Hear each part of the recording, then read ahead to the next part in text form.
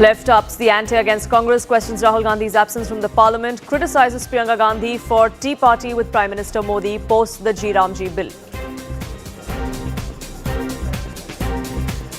Shocking torture video of Hindu in Bangladesh, Deepam Das, posted by the BJP. In the video, Das can be heard pleading with his lynchers and the police says he's innocent, but Bangladesh cops hand him right over.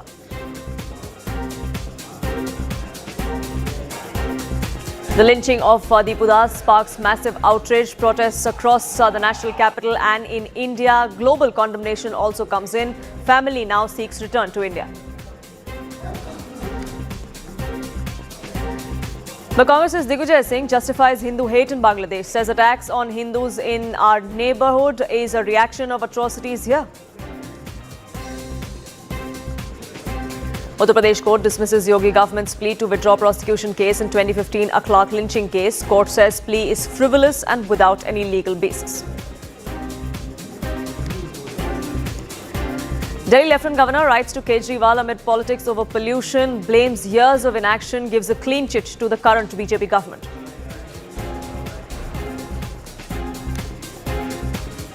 There's a lot that's transpiring in our neighborhood. Bangladesh is imploding, and with each passing day, a new revelation is coming to the fore as far as the free run that Islamists are getting in Bangladesh. One aspect of it and what we're witnessing is the kind of atrocities that have been meted out to minorities in Bangladesh. The one instance that is now sparking outrage across India and across the world is the lynching of Deepam Das. A fresh video has now emerged, which was posted by the BJP here, which shows Deepam Das pleading for help. He's asking the Bangladesh police to keep him, not hand him over to the mob that was waiting outside. He keeps pleading for his innocence, constantly saying that he did not insult anyone and the allegations of blasphemy are completely incorrect. But nobody comes to his help. In fact, the police then eventually hand him over to that angry, irate mob that was waiting to lynch him. The mob beat him to death, lynched him and then burnt him alive. The revelations have sent shockwaves around the world. In India, there was a wave of justice, a chorus for justice that was only growing. We saw massive protests rock here in the national capital. Protesters, especially Hindu groups, united against these atrocities in Bangladesh. Thousands of Hindus gathered near the Bangladesh High Commission in New Delhi. They were eventually stopped by the Delhi police, but the pressure is mounting on Dhaka to take action. That chorus is also heard in different parts of the country, including in Kolkata, where similar demonstrations were held against the brutal lynching of Deepam Das. This is something that has been seen across the world as well. We've seen several such condemnation coming in from different parts of the world and several other leaders, even though governments like the United States, like the United Nations, have not come out and said a word. Excuse me. Now, in the latest footage as posted by the BJP, there is a video that we just want to put out for you, which shows that the police actually hands over Deepam Das to the angry mob, even as he begs and pleads for his innocence, for mercy, for him to be let off. But the police just hand him right over to the mob that is waiting to lynch him, to eventually burn him alive. Deepam Das, remember, was in police custody when all of this happened. This is that video where you can see Deepam Das sitting there fighting a case against him, where he's accused of blasphemy. Deepam Das there eventually is let off from that police custody. But here's how it all started. He actually was dragged out of the factory that he was working in. There's a mob that drags him out from there, accusing him of blasphemy, an allegation that he had denied back then. His family is denying now vehemently as well. He tries to reason with the police. He tries to cry for his innocence. He says, please help me. I am innocent. I have not done what you're accusing me of. And yet the police actually hand him over to that irate mob that's waiting right outside. The result of that, Deepam Das is lynched and then set on fire in Bangladesh. In fact, CNN News18 spoke with his brother, who has now said that not only was he innocent, but the police actually was complicit in what happened to him, which is why they want to return to India. আপনি কখন জানতে পারলেন কি আপনার ভাইয়ের সাথে এরকম হয়েছে? আমার ব্যাগ জানতে পারছি যে এটা হয়েছে, মনে করো এটা হয়েছে 7 তারিখে আমার ভাইয়ের বন্ধু আসছিল, চাকরি পেপারে চাকরি করে মনে করো 7 তারিখে খেলতে গেল, জায়গায় খেলতে গেছে। দাদা কি আপনি বুঝু তো আমার মনে কি বলছে, একটু আপনারা আসবেন, আপনার এলাকাতে কটা কয়েকটা নেতা নিয়ে ভালো ভালো নেতা নিয়ে নিয়ে যান আমরা থানায় যান, থানায় গিয়ে এই করেন না, তাহলে আমাকে ওই থানার জন্য পরে নিয়ে আনতে হবে। আমাদের আতঙ্ক হয়ে গেছে যে আমার বাইরে কি করছে আর বাইরে কি করলো, বাইরে এরকম যাচ্ছিল না, বাইরে কিন্তু বাইরে কিছু করে না, বাইরে ধর্ম খুব ধর্ম খুব ভালোবাসছে, যে কোনো ধর্ম। আচ্ছা, তারপর আমরা গেলাম, যাওয়ার পর 10 মিনিট পরে ঘুমতে গেছি, বাজা আছি আপনি ছেলে যান না। আপনাদের কি কারোর সাথে আপনার কি কারোর সাথে কোনো দুশ্মনী ছিল? কেন এটাই বক্তব্য চলছে কি উনি প্রফেটের খিলাফ কিছু বলেছেন এই জন্য ওকে মারা হয়েছে, এরকম কোনো ঝগড়া ছিল আপনাদের? হ্যাঁ বলুন অপুদা, বলুন। সব ঠিক আছে, আপনি যাও তখন তো সব কিছু মাইন্ডে বলতে পারতাম। আপনারা পুলিশ কমপ্লেন করেছেন, কিন্তু এখন অবধি পুলিশ কিছু করেছে?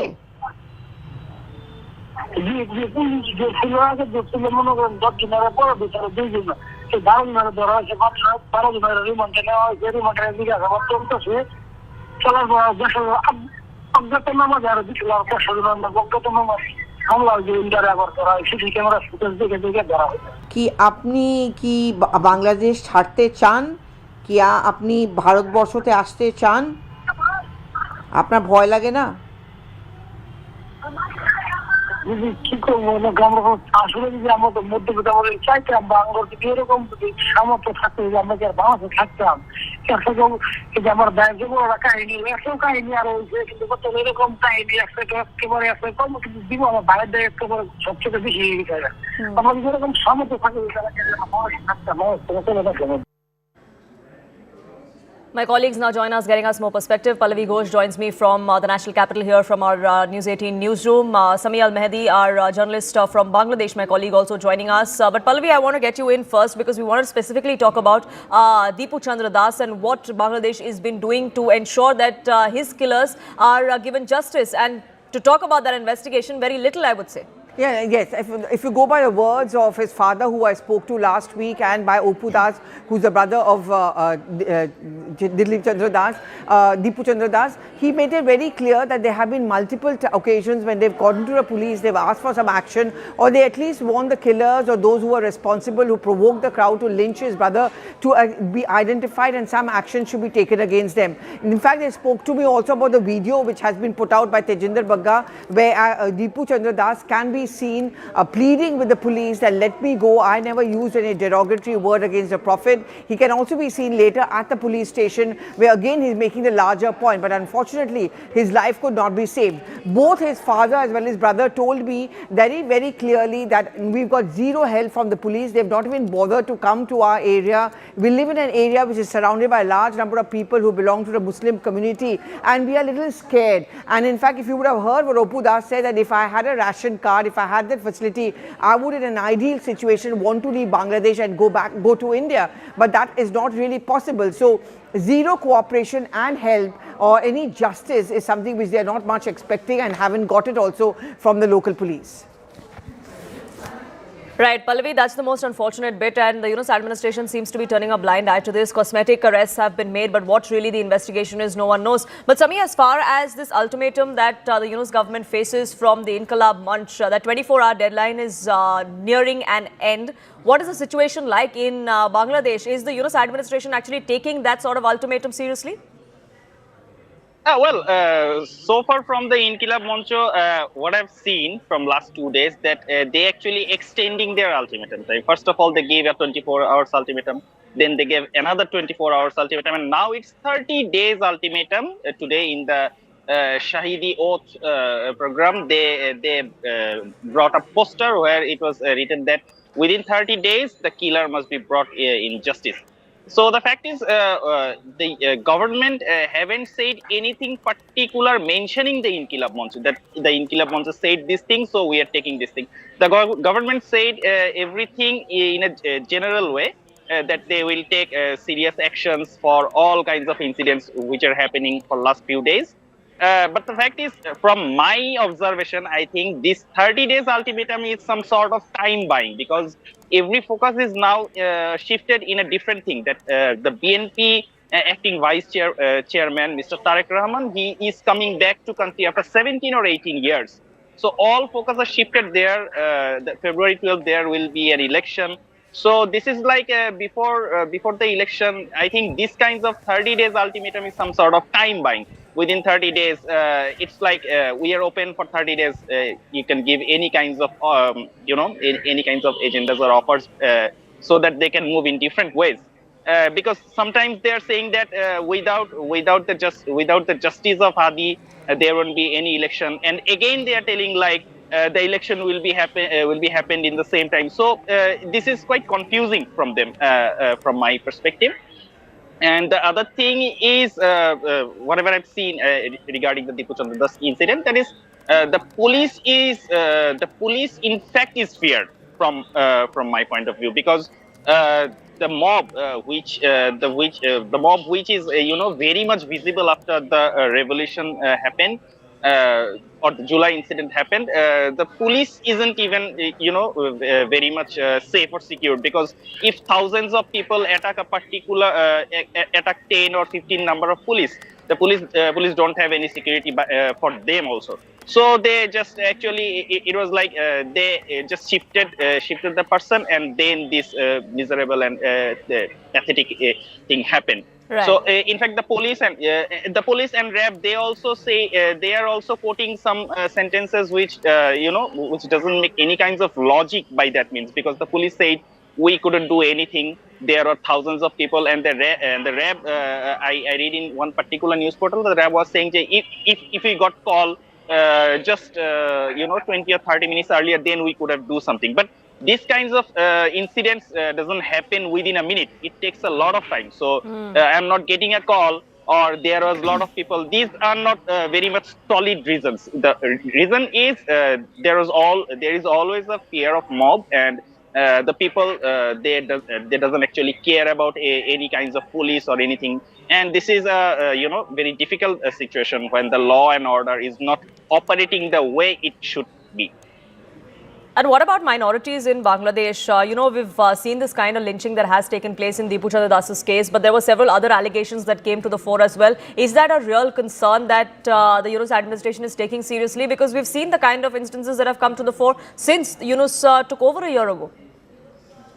Yes, the fact is, if you do not implement any kinds of serious action, and the people doesn't see that anything serious happens if I do something wrong, then these kinds of incidents will happen again and again, because this is not the first time someone innocent or someone from minority is getting tortured or lynched or getting killed.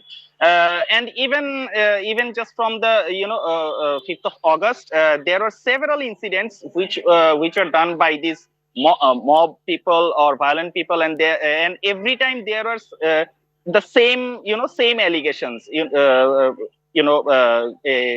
saying something bad about the religion, saying something bad about the religious books, or hurting someone's emotions. These are the common phrases. Actually, I think these are actually used by these people or some people who want to gain something from by using these kinds of emotions, because Is there anything else? Clearly not allegations that would stick, but unfortunately no action seems to be taken by the Yunus administration on ground. Sami and Pallavi, thank you so much for getting us the latest on that front. But the anger is quite visible here in India. It's out on the streets of India as well, especially here in the national capital. Today there was an attempt to march towards the Bangladesh High Commission. That was stopped in its tracks. The Delhi police did stop those protesters from entering that diplomatic zone, but the anger was palpable. My colleagues, in fact, were reporting from on ground, because such protests have been reported from other parts of the country as well, like in Kolkata. Let's listen into some of those reactions and those reports. है कितना गुस्सा जो हिंदुओं के खिलाफ वहाँ पे atrocities Bangladesh में हो रही है। बिल्कुल जंग होना चाहिए उनको निकाला चाहिए बात जुल्म हो रहा है वहाँ, और थोड़ी सी क्लास है हिंदुओं की वहाँ पर, उनको मारते हैं, मतलब पीटते हैं, जलाते हैं, गोलियों से भून देते हैं। वो बेचारे निहत्थे हैं, वो लोकल लोग हैं, और वो इस्लामी कंट्री के कुछ उनको मिला होगा सपोर्ट कि ऐसे हिंदुओं को जहाँ से भगाओ और जहाँ इस्लामी कंट्री बनाओ, उनको याद होना चाहिए कि ये बांग्लादेश हिंदुस्तान ने ही याद कराया था, वो भूल गए वो लोग और मार धाड़ कर रहे हैं जो कि गलत है। उनको पूरी प्रोटेक्शन दी जाए। अभी हम एक सिंबॉलिक जो है प्रोटेस्ट कर रहे हैं। जैसे आपने देखा कुछ दिनों में वहां पे हत्याएं हो रही हैं, बच्चों की हत्याएं हो रही हैं। एक नौजवान को पेड़ से लटका के उन्होंने जिंदा जला दिया। तो ये इंसानियत नहीं है, ये इनह्यूमन है। वो मोदी जी को हम यहाँ से संदेश भेजते हैं कि हम मोदी जी के साथ हैं, जो कार्रवाई करनी आप करिए, पूरा देश खड़ा होके आपके साथ रहेगा। लेकिन अगर हिंदुओं के ऊपर अत्याचार बंद नहीं किया तो इसका और कड़ा जो है कदम हो सकता है। और जम्मू में पुरजोर प्रोटेस्ट भी होगा, जिसका नतीजा जो है फिर बांग्लादेश खुद देखेगा। देश में भारत सेंट्रल गवर्नमेंट तुरंत स्ट्रिक्ट एक्शन लेकर के बांग्लादेश में हिंदुओं को रक्षा के लिए कुछ एजेंडा एक्शन लेना चाहिए। और एक विषय है तेलंगाना में, पर्टिकुलरली भाग्यनगर में बांग्लादेश वो इन्फिल्ट्रेटर्स और रोहिंग्या इन्फिल्ट्रेटर्स ज़्यादा संख्या में है। अगर गवर्नमेंट एक्शन नहीं लिए तो विश्व Hindu Parishad Bajrang Dal direct action plan announce करने के लिए तैयार है। See, it's a dead of humanity I speak. It's not about the religion and all. At least the humanity should be there. When Hindus are being killed in Bangladesh, no one is speaking against it. That's just because appeasement politics. They only say secularism, that too for only one religion. We are organizing this type of rallies each and everywhere in India. Unless and until, mainly in Telangana, the Congress government, the Congress-ruled government by Revanth Reddy, if he is not going to take any action against the Bangladeshi people who are living here in Hyderabad, we are going to take action about it. In fact, a National Award-winning actor in Bangladesh, member of the Awami League, Rokeya Prachi, spoke with Rahul Shivshankar yesterday, making grave allegations against the Yunus administration and how it's turning a blind eye to minorities, many of whom are forced to flee the country. Listen into that exclusive conversation. You allege, and I'm quoting you, a strategic plan, unquote, behind the violence in Bangladesh, this outrageous free run to Islamists. What specific actions or signals convince you that the interim government is enabling rather than containing Islamist forces that are anti-India palpably on the streets? Can you explain to our viewers? Thank you so much. Thank you. Actually, in the first place, the interim government released from jail lots of Islamist terrorists who were convicted of murder and terror acts. Ansarullah Bangla team Chief Ansarullah, chief name is Jashimuddin Rahmani. Rahmani, yes. He is not only released but provided a helicopter to attend the funeral of his close relatives. All those radicals are used to organize mobs who are attacking not only Awami Leaguers but also all progressive person opposing them. All dissent is silenced. The interim government is effectively run by the Jamaat-e Islami and the Yunus-backed National Citizen Party like NCP, Inkilab Manch and AD Party. And they are systematically using mob terror to neutralize or even eliminate all opposition in the name of raising a national armed reserve. The government is providing arms. What? And government is like is nearly 8,800. Government providing arms training to nearly 8,800 handpicked youths who are all from radical Islamist groups like Inkilab Mancho, My gosh. NCP, and all other terrorist groups, Islamist groups, and this is a new. It's a first phase 8,800. Their target is 50,000 plus. All from the radical Islamist groups are they. This is a nucleus of a future Islamist militia like the Iranian revolutionary guards will be used to silence all opposition to create an Islamic republic. My gosh. Not a single case has been filed against them. Now, the spate of anti-Hindu attacks in Bangladesh is only rising, but the Congress back home appears to have taken a distant stance as far as that issue goes. An off-color remark has been made by several within the Congress party, including Digvijay Singh and Rashid Alvi. They have drawn false parallels between the situation in Bangladesh to what they describe as growing communalism in India. The leaders have argued that just as communal and radical elements in India are allegedly targeting minority communities, a similar pattern seems to be unfolding in Bangladesh. The BJP has hit right back at the Congress, accusing them of legitimizing fringe elements. देखिए, बांग्लादेश में जब से इस प्रकार का जो आंदोलन होकर सरकार बदली है, वहाँ वो सारे तत्व हैं जो कि धार्मिक उन्माद फैलाकर राजनीति करते हैं, जिनका विरोध शेख हसीना करती थी, जिनका विरोध शेख मुजीब साहब ने किया था। ये जो हालात हमारे देश में हैं, यहाँ वही धर्मांध फैलाने वाले कट्टरपंथी ताकतें जो हैं, जिस प्रकार से अल्पसंख्यक समुदाय के खिलाफ जो कार्रवाई कर रहे हैं, वही रिएक्शन वहाँ पर उस प्रकार का हो रहा है।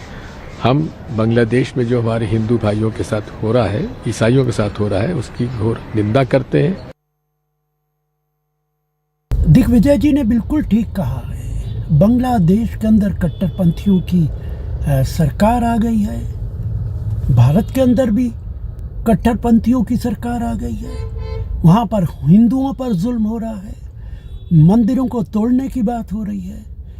भारत के अंदर मस्जिदों पर हमला हो रहा है, घरों पर मुसलमानों के बुलडोजर चलाया जा रहा है। यहाँ भी कट्टरपंथी एक समुदाय के खिलाफ काम कर रहे हैं, सरकार काम कर रही है। बांग्लादेश के अंदर भी यही हो रहा है। मुझे लगता है कि दिग्विजय जी ने जो कुछ कहा है उसके अंदर कहीं कोई गलत बात नहीं है। किस प्रकार से बांग्लादेश में हम जो हिंदू विरोधी एक इस्लामिस्ट और बहुत ही खतरनाक फोर्सेस को देख रहे हैं, उसको भी जायज ठहराने का काम, उसको भी लेजिटिमाइज करने का काम, उसको भी नॉर्मलाइज करने का काम आज कांग्रेस पार्टी वोट बैंक की राजनीति में कर रही है। हमें तो पता था कि कांग्रेस पार्टी के कई नेताओं ने कहा कि जो बांग्लादेश की स्थिति है वो भारत में आ जाए, भारत में बन जाए, पर अब वोट बैंक के नाम पर हिंदुओं का कत्ल करने वाले इस्लामिक जिहादियों के बचाव के काम पर। और दिग्विजय सिंह जी, आप बता दीजिए कि भारत में माइनॉरिटीज के खिलाफ कब अत्याचार हुआ? My colleague Pallavi Ghosh joins us, getting us more perspective on this. Pallavi, is there an official reaction? Has the Congress taken a stance on this? Because ever so often such things happen that comments made by Rashid Alvi or Digvijay Singh are brushed aside by the Congress leadership as personal opinions. But so far the Congress hasn't distanced itself from the comments of Digvijay Singh as well as Rashid Alvi, and the silence of the Congress party for such a long time through the day is obviously going to keep on making the BJP take a hit out at the Congress party and accuse it of endorsing the comments which are coming in both from Rashid Alvi as well as Digvijay Singh. What is really interesting, Poonam, is that on the floor of the House in the monsoon session, Priyanka Gandhi Vadra, no less, had spoken out and appealed to a central government to protect the Hindus in Bangladesh. So these comments which are coming in from these two Congress leaders does not seem to be in sync with what Priyanka Gandhi Vadra has said, and the silence of the Congress party gives out that impression that they are actually being endorsed by the mainstream Congress. The Congress has faced a lot of attack because of his endorsement for the people in Gaza, and Congress has been accused of indulging in minority appeasement. Now the comments of Digvijay Singh and Rashid Alvi is just going to reiterate and reaffirm this perception about the Congress party. So far the Congress has remained silent. Right, Pallavi, thank you so much for getting us the latest on that front. Silence it is, but a lot has been spoken of about that silence by the Congress party. Whether they come out and clarify or distance themselves, we'll have to wait and watch. But for now, shifting focus. But speaking of the Congress, there seems to be trouble brewing for them in Karnataka. Karnataka Congress leader K.N. Rajana has now written to Rahul Gandhi flagging organizational lapses against the party chief in Karnataka, D.K. Shivkumar. Rajana states that he had fully supported Rahul Gandhi's vote chori allegations but argues that several booth-level agents appointed by D.K. Shivkumar failed to perform their responsibilities. Afreen, my colleague, now joins us, getting us more details on this. Afreen, what does this letter go on to say? There are a lot of question marks that are being raised by this particular leader against D.K. Shivkumar's leadership as the state Congress chief. Well, absolutely, Poonam. You know, it's significant not only because he's written it to Rahul Gandhi, but also who it points at. It points at D.K. Shivkumar's organizational capability as the head of the KPCC, Karnataka Pradesh Congress Committee. K.N. Rajana, who's a sacked minister from the Congress, he's also a very staunch supporter of Chief Minister Siddaramaiah. He's written a letter to Rahul Gandhi and has said that if the leadership, including D.K. Shivkumar, had taken a little bit of more concern and had taken a closer look at the booth-level agents that were appointed under the KPCC, then the Karnataka Congress would have not only won seats, Lok Sabha seats in Karnataka, but also nationally. It's a loss that has happened to the Congress because the organizational capabilities and the booth-level agents who were appointed under D.K. Shivkumar as the president of the KPCC have not performed their duty well. Now, you remember that this comes after D.K. Shivkumar and K.N. Rajana have met twice in 2 days just recently. And after this, we get to know that K.N. Rajana has sent a letter of this sort to Rahul Gandhi. It'll be interesting to see how D.K. Shivkumar responds, or anybody actually within the Karnataka government responds to this. But for the moment, Afreen, thank you so much for getting us the latest on that front. It is time for a quick break on this edition of Nation at 5. But news and updates continue on CNN News 18. Do stay tuned.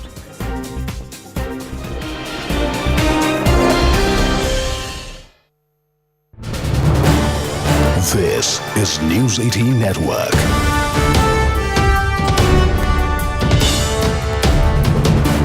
India's largest news network. Now, let's just cut across to the protest that we were bringing you the visuals of earlier. We are getting more dramatic visuals. People there, you can see, absolutely enraged by what is happening in Bangladesh right now. The reports of atrocities against Hindus in Bangladesh, people out on the streets, enraged by Mohammad Yunus's silence on this entire matter. This is in the aftermath of the lynching of Deepu Chandra Das in Bangladesh. The man who was lynched on false allegations, were given to understand, of blasphemy. For more on this, we have Akash with us, who's been bringing us all the updates from these protests. Akash, what is going on right now? The protests seem to be spiraling out of control there. What can you tell us?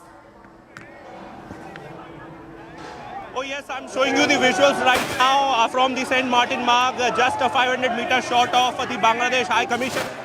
The police, in fact, are struggling to maintain the second layer of barricading, and protesters, are somewhere trying to climb on these barricades, and they are trying to move ahead and, in fact, want to go towards Bangladesh High Commission. Vijay Rajesh Bharadwaj giving you these shots where you can see, in fact, the heavy police deployment and also the barricades where protesters are somewhere trying to convince the police personnel that they want to somewhere protest and register their protest, and that's the only intention. However, police is very clear that they won't let them ahead. In fact, we have the third layer of barricading as well. And I'm showing you the visuals that how police personnel are trying it very difficult to, in fact, maintain the second layer of barricading. Rajesh Bharadwaj also giving you the shots of the DTC bus that has been placed here to obstruct the particular traffic, also because of the fact that these are large in number. These protesters are large in number, and it is really becoming difficult for the Delhi police right now, but they are somewhere maintaining the second layer of barricading, and in fact there is a third layer of barricading.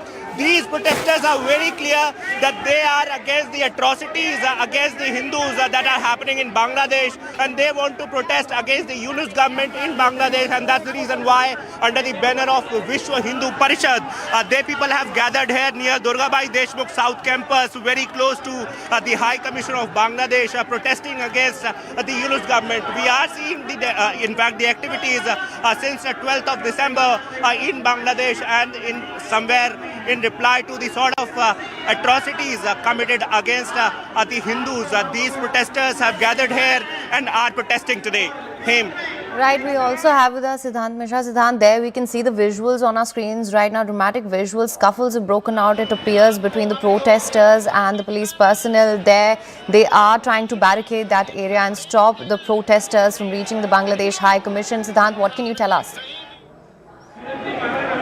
Well, that's right. So protesters have broken the first layer of barricade, and in fact they marched 50 meters ahead towards the Bangladesh High Commission. In fact, I am reporting from this side of the road, and you could see the sea of people right there and being stopped by cops at the barricade. In fact, they did manage to break the second layer of the barricade, but immediately senior officials, cops intervened, and the barricades were again placed here. The protesters were requested by cops to move behind, and now the announcement is being made by Delhi police to stop here. They are requesting the protesters not to march ahead. Now, High Commission is more than 700 meters away from this place where protesters are protesting. There has been 3 to 4 layers of barricading, arranged by Delhi police on the route to Bangladesh High Commission, and they have still not entered the diplomatic enclave. So this time around, police will not let the protesters enter the diplomatic enclave. This is the last barricade where they have been stopped outside the diplomatic enclave. So once they did try to break this barricade, in fact it was broken also, but immediately senior officials intervened, and police personnel are present here in large numbers. Delhi police, the paramilitary forces, they all are present here in large numbers. Delhi police is fully prepared today. In fact, on both sides of the road, the police is deployed. Protesters are still attempting to break the second barricade. Now, Mohammad Yunus, Hosh Mein Aao, Bangladesh Sarkar Murdabad chants are being raised by the protesters. They are here to demand justice for the Hindu garment worker Deepam Row and also the atrocities against the Hindu minorities and other minorities in Bangladesh. So massive protest going on in the national capital today against the government of Bangladesh, against the conduct of the interim government of Bangladesh. Back to you. Right, absolutely, Siddhant. What we are seeing right now is utter chaos. In fact, of course, as you mentioned there, the protesters are clearly very agitated. They are demanding justice for Deepam Row as well, the man who was lynched in Bangladesh. Now, Siddhant, of course, we're given to understand that they want to reach the Bangladesh High Commission, something that the police will not allow them to do. There we can also see the visuals of the protesters snatching the barricades. In fact, Siddhant, if you could just tell us of the measures which are in place to stop the protesters, because right now from what we're seeing, the protests seem to be spiraling completely out of control. Well, that's right. So adequate arrangement has been made by Delhi police. In fact, the senior officials of Delhi police are present here on ground. In fact, you could see that there is a massive Delhi police deployment on both sides of the road. From the start of the diplomatic enclave till the Bangladesh High Commission, this entire area has been sanitized. This entire area has been cordoned off. There is no vehicular movement right now on the roads of Chanakya Puri, especially on this route which goes towards the Bangladesh High Commission. And on my right, you can see a sea of people. The protesters from Vishwa Hindu Parishad and Bajrang Dal have gathered here in large numbers, protesting against the government of Bangladesh. In fact, they started from a metro station. They broke the first layer of barricade, started marching towards the second layer of barricade. Thank you so much for staying with us. India's premier space agency, ISRO, is all set to launch the Bluebird Block 2 satellite on December 24th, Christmas Eve at 8:54 a.m. This will happen from the Satish Dhawan Space Center in Sriharikota. It's part of the launch vehicle Mark III M6 mission. India is set to achieve another major milestone this time in commercial launches with this upcoming mission. And for the first time, India's heavy lift rocket will launch a large US commercial satellite, Bluebird 6, highlighting the country's growing credibility as a global space launch partner. This satellite deployment promises to bring mobile service to some of Earth's most remote locations, stretching into the Himalayas, traversing oceans and cutting across deserts. This is how it will go. Thundering into the sky is going to be the LMV-3, ISRO's heaviest launch vehicle known as Bahubali. That has powered India's several missions, which is going to be taking off at 8:54 a.m. The proven heavy lift rocket with a payload capacity of 10 tons has already launched Chandrayaan missions and multiple OneWeb satellites. Now it will carry the heaviest ever US satellite nicknamed Bluebird 6. This is the 9th mission as far as LVM-3 goes. Bluebird Block 2 will mark the 101st launch of ISRO and the first venture of the Indian Space Agency in 2025. It is going to happen here on 24th of December from Sriharikota. And what exactly does it aim to do? The Bluebird 6 satellite weighs about 6.5 tons. It's built by the American firm AST Space Mobile. Its mission is to create a space-based cellular broadband network, connecting mobile phones directly via this satellite. After entering the orbit successfully, Bluebird Block 2 will deploy its 223 square meter phased array antenna. That will set the record for the largest commercial communication antenna in low Earth orbit. This will mark a major leap in global satellite communications as well. Now, what about this particular mission and what about this particular satellite is so important? It's engineered to form over 5,600 individual signal cells. The Bluebird Block 2 will project connectivity directly to unmodified mobile handsets. The satellite is a game changer really because this Bluebird 6 enables direct satellite to mobile connectivity. No ground towers are required. There are no special devices that are required either. No modified phones, just simple regular handsets which will be connecting straight from space. Its mission focuses on remote and undeserved regions, bringing coverage where networks don't really exist at the moment. And powering it all is one of the largest antennas ever deployed in space, making global space-based cellular broadband a reality. If this satellite constellation performs as planned, it could help bridge the digital divide worldwide. Now, this mission is a milestone specifically for India and for ISRO as well because this marks the first launch of a large US commercial satellite from Indian soil. The successful deployment will strengthen India's presence in the global space market. It enhances LVM-3's credibility for heavy international payloads and reinforces the collaboration that India has with the United States in advanced space technology.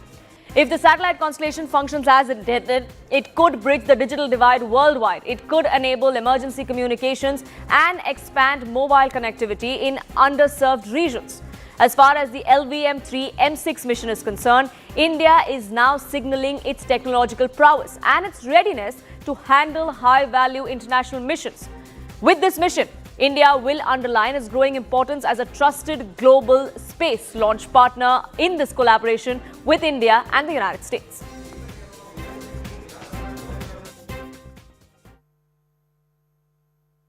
The Indian Space Research Organization is all set to return to the launch pad on Wednesday morning for the launch of a commercial communication satellite. Now, the Bluebird Block 2 satellite belongs to a US client named ATS Space Mobile. The plan is to launch this satellite from the launch pad at Sriharikota at exactly 8:54 a.m. on Wednesday, that is 24th of December. Now, this US company plans to launch a series of satellites to be deployed in the low Earth orbit in order to provide space-based cellular broadband connectivity to its customers.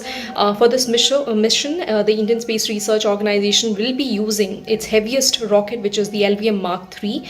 Remember, LVM Mark III was used for India's most important space missions in the past, including Chandrayaan 2 and Chandrayaan 3. The last time it came on the launch pad was in the first week of November. Now, this also marks the 6th operational flight of LVM Mark III.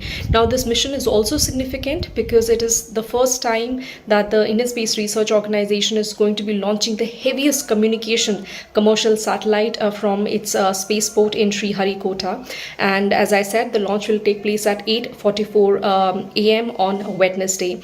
Now, the mission is also significant because it is the last mission for ISRO for this year. So the countdown has already begun for this mission tomorrow, and all eyes will be on ISRO to make this mission a successful one. Shifting focus now, Congress MP Imran Masood has publicly advocated for Priyanka Gandhi Vadra to be projected as the party's prime ministerial face. He cited her recent stance on the Gaza conflict, her potential to lead the country as reasons for this endorsement. The speech that she made during the Vande Mataram debate in Parliament is also being cited. Now, the statement comes amid discussions on the party's leadership dynamics and recent electoral performances. The BJP, meanwhile, has reacted to Imran Masood's statement, noting that the Congress MP has clearly stated that he has no faith in leader of opposition Rahul Gandhi anymore.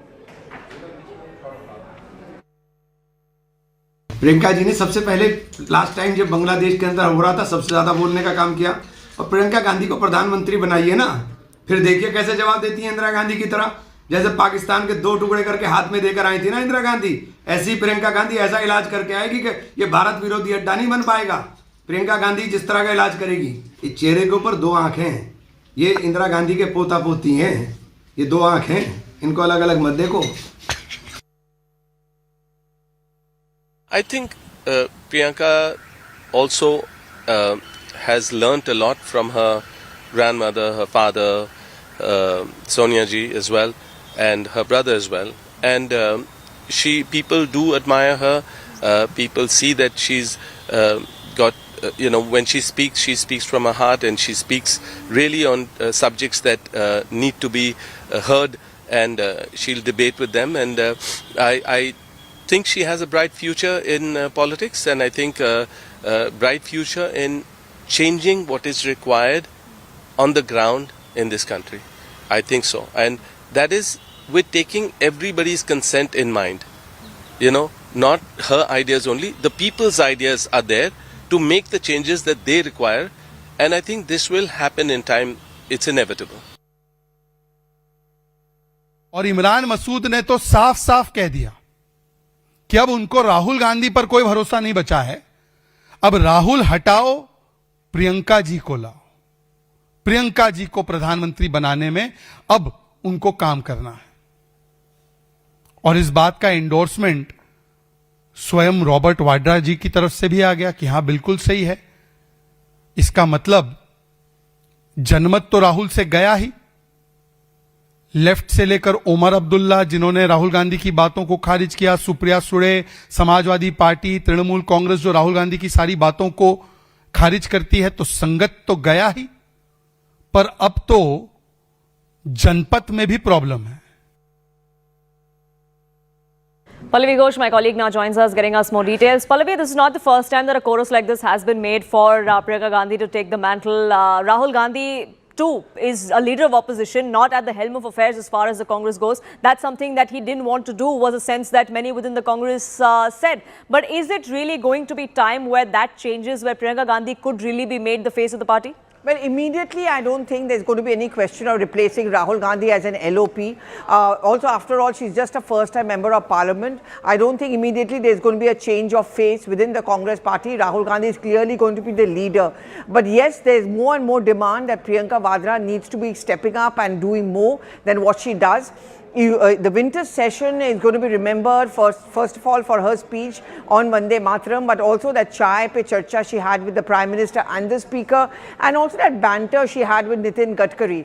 Certainly more accessible, certainly more hands-on, a good communicator, coming to Parliament at 9:30 a.m. in the morning. These are little nuances which are always kept in mind when you're putting up a battle against a mammoth organization like the BJP. But with Sonia Gandhi making it very clear, Poonam, that Rahul Gandhi is a chosen one, Priyanka, I guess, will have to wait for a chance. But yes, there are indications coming in from the Congress. There's a pressure coming in on Rahul Gandhi as well to cede that space to Priyanka Vadra, because next year, that's in 2026, there are important elections coming up in 5 states where women voters, for example, is a very, very key factor. She's often been used to campaign extensively, crisscrossing, doing road shows. That is where has been her forte. It has not always worked in her favor, or in the case of the party. But yes, there is a huge demand. There always have been.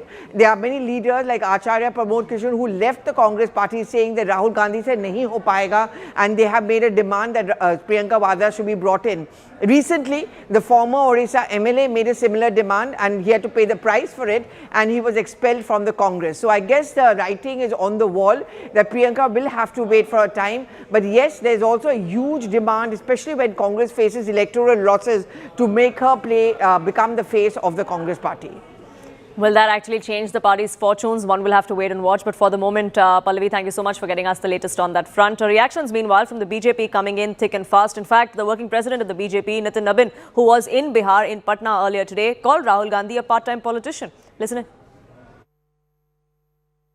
मैं हमेशा कहता हूं मित्रों, युवा साथियों, राजनीति में shortcut के लिए कोई जगह नहीं है। राजनीति में शॉर्टकट से दूर हो जाइए।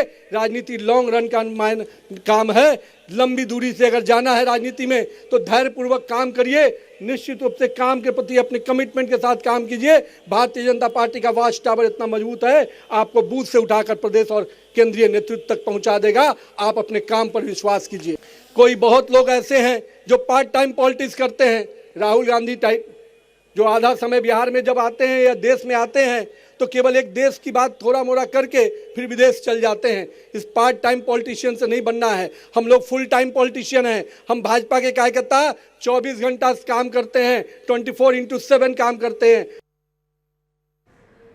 Let's now get you a quick roundup of everything else that's made news here in the country, starting with what's happening in poll-bound Tamil Nadu. AIADMK General Secretary Edappadi Palanisamy met with BJP's Tamil Nadu election in charge, Piyush Goyal and Arjun Ram Meghwal, to discuss the upcoming assembly elections. The meeting focused on strategies and coordination between the two parties ahead of these elections. Former Tamil Nadu Chief Minister and senior AIADMK leader O. Paneerselvam is likely to meet S. Gurumurthy, hinting towards a possible political realignment. The speculation about a meet comes at a time when there's buzz around OPS joining the NDA, though no official confirmation has come to the fore. BJP President JP Nadda and Working President Nitin Nabin will chair a virtual meeting of BJP Lok Sabha and Rajya Sabha MPs tonight at 9 p.m. The discussion will focus on upcoming party programs, including events marking former Prime Minister Atal Bihari Vajpayee's birth anniversary on 25th December. 3 men disguised in burqas looted a jewellery store in Navi Mumbai, while a fourth accomplice reportedly assisted. The incident, which was captured on CCTV, occurred in broad daylight. The robbers decamped with approximately 250 grams of gold ornaments worth 25 lakhs and 35,000 rupees in cash. A joint team of security forces has recovered rusted arms and ammunition from the Rajpura Rajwar forest area of Handwara. The recovery was made during a search operation in North Kashmir's Kupwara district. Further investigation is underway. India has announced a $450 million support package for Sri Lanka in the aftermath of the cyclone. External Affairs Minister S. Jaishankar said that India stands with Sri Lanka during this difficult time. BCCI has more than doubled the match fees for women cricketers in domestic cricket. Senior players will now earn 50,000 rupees per day, up from 20,000. The move is aimed at pay parity following India's historic ODI World Cup triumph. On that note, time for a quick break on this edition of Nation at 5. But news and updates will continue here, so do stay tuned.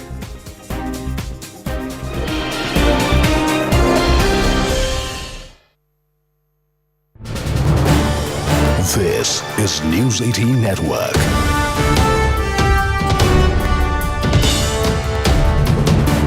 India's largest news network. Pallavi, is there an official reaction? Has the Congress taken a stance on this? Because ever so often such things happen, that comments made by Rashid Alvi or Digvijay Singh are brushed aside by the Congress leadership as personal opinions. But so far the Congress hasn't distanced itself from the comments of Digvijay Singh as well as Rashid Alvi, and the silence of the Congress party for such a long time through the day is obviously going to keep on making the BJP take a hit out at the Congress party and accuse it of endorsing the comments which are coming in both from Rashid Alvi as well as Digvijay Singh. What is really interesting, Poonam, is that on the floor of the House in the monsoon session, Priyanka Gandhi Vadra, no less, had spoken out and appealed to a central government to protect the Hindus in Bangladesh. So these comments which are coming in from these two Congress leaders does not seem to be in sync with what Priyanka Gandhi Vadra has said, and the silence of the Congress party gives out that impression that they are actually being endorsed by the mainstream Congress. The Congress has faced a lot of attack because of its endorsement for the people in Gaza, and Congress has been accused of indulging in minority appeasement. Now the comments of Digvijay Singh and Rashid Alvi is just going to reiterate and reaffirm this perception about the Congress party. So far, the Congress has remained silent.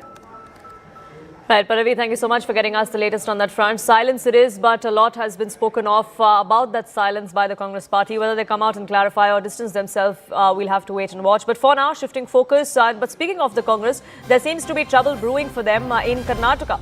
Karnataka Congress leader K.N. Rajana has now written to Rahul Gandhi flagging organizational lapses against the party chief in Karnataka, D.K. Shivkumar. Rajana states that he had fully supported Rahul Gandhi's vote chori allegations but argues that several booth-level agents appointed by D.K. Shivkumar failed to perform their responsibilities. Afreen, my colleague, now joins us, getting us more details on this. Afreen, what does this letter go on to say? There are a lot of question marks that are being raised by this particular leader against D.K. Shivkumar's leadership as the state Congress chief. Well, absolutely, Poonam. It's significant not only because he's written it to Rahul Gandhi, but also who it points at. It points at D.K. Shivkumar's organizational capability as the head of the KPCC, Karnataka Pradesh Congress Committee. K.N. Rajana, who's a sacked minister from the Congress, he's also a very staunch supporter of Chief Minister Siddaramaiah. He's written a letter to Rahul Gandhi and has said that if the leadership, including D.K. Shivkumar, had taken a little bit of more concern and had taken a closer look at the booth-level agents that were appointed under the KPCC, then the Karnataka Congress would have not only won seats, Lok Sabha seats in Karnataka, but also nationally. It's a loss that has happened to the Congress because the organizational capabilities and the booth-level agents who were appointed under D.K. Shivkumar as the president of the KPCC have not performed their duty well. Now, you remember that this comes after D.K. Shivkumar and K.N. Rajana have met twice in 2 days just recently. And after this, we get to know that... This is News 18 Network.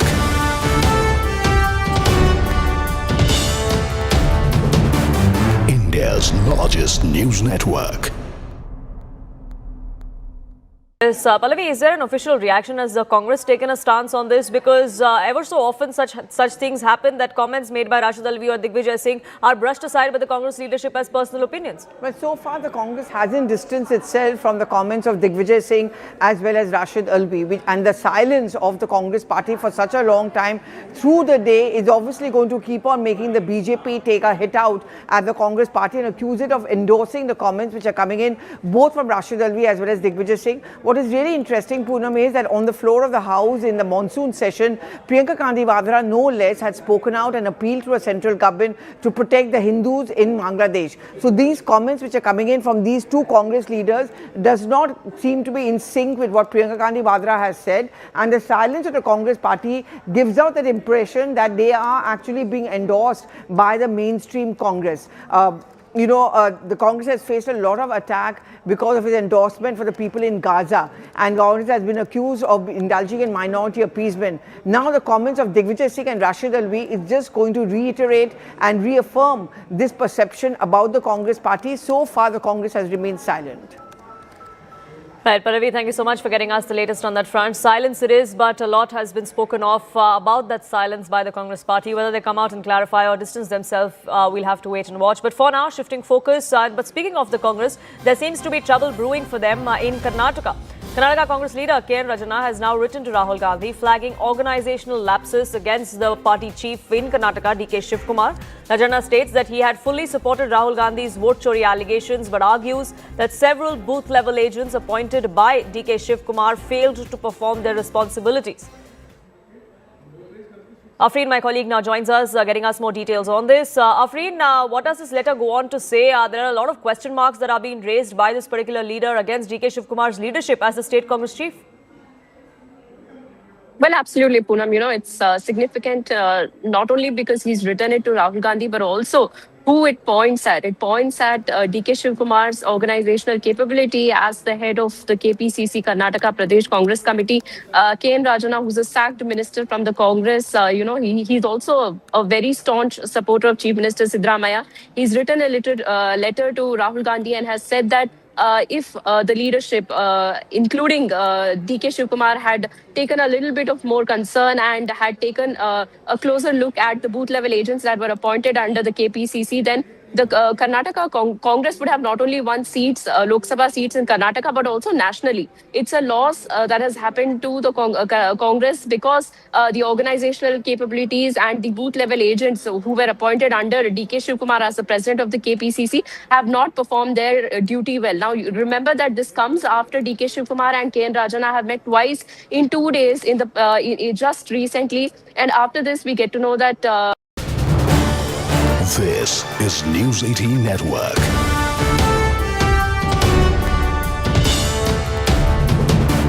India's largest news network. Yes, Pallavi, is there an official reaction? Has the Congress taken a stance on this? Because ever so often such things happen that comments made by Rashid Alvi or Digvijay Singh are brushed aside by the Congress leadership as personal opinions.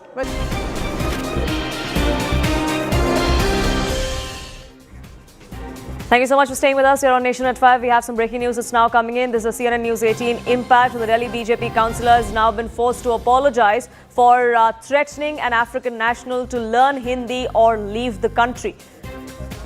The councillor has now come out and apologized after outrage. CNN News 18, remember, has been bringing to you pictures and that video which has gone viral where she threatens an African national who is also a football coach of learning Hindi within a month. She now has come out and apologized for that threat. नमस्कार साथियों, मैं Renu Chaudhary Patparganj ward से।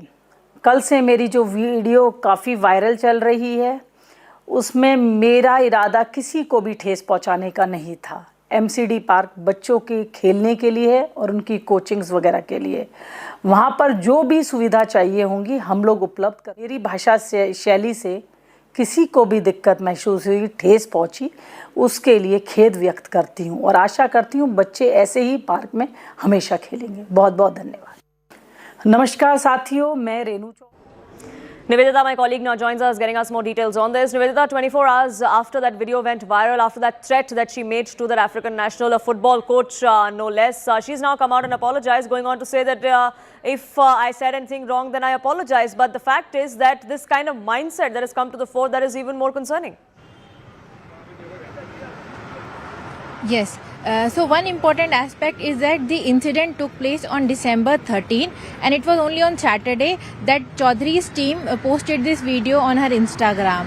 So yeah, the incident went viral soon after that, and the BJP, the higher leadership of Delhi BJP has taken note of the incident and she has been asked to apologize by the Delhi BJP. And as we have reported earlier that the issue that was being faced by the locals on the ground were of lack of lighting in the park and also that the fact that the gates were not locked at night.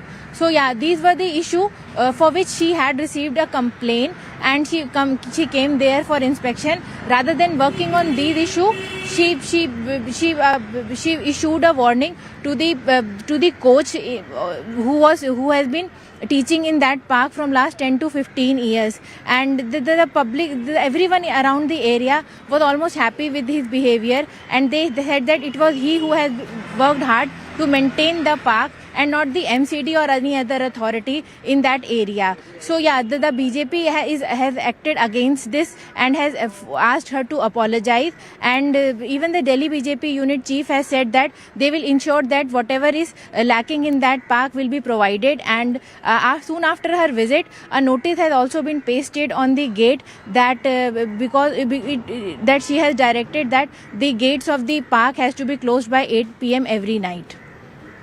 Right, so an apology there and a set of instructions there coming to the fore. For the moment, Nivedita, thank you so much for getting us the latest on that front. This is just one instance where this BJP leader has been forced to apologize. There is another instance which came to power from Jabalpur in Madhya Pradesh, where another BJP leader was caught on camera as far as heckling and harassing a blind girl was concerned. So far, no reaction from the BJP on that. We'll, of course, keep a track of that and much more here on CNN News 18. But it's a wrap from my side. Plain Speak coming up next.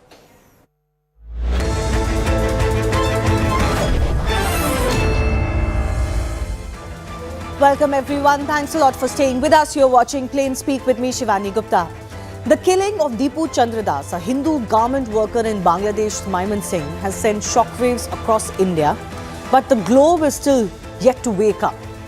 This story has once again brought the spotlight on the persecution of minorities in Bangladesh. But you wouldn't hear global dailies talk about it as much as they do, for example, for anything that happens in India.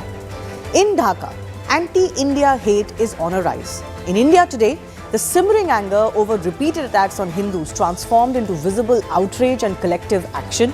From Delhi to Kolkata, from